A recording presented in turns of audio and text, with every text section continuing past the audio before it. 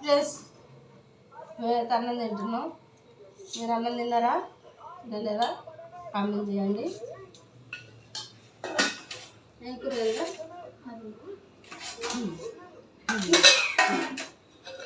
ఇదంటావు అదంటావు.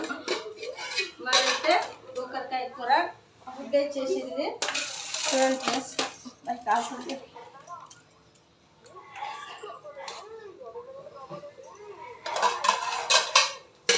మామిడికాయ చెట్టు వద్దు తినాలి.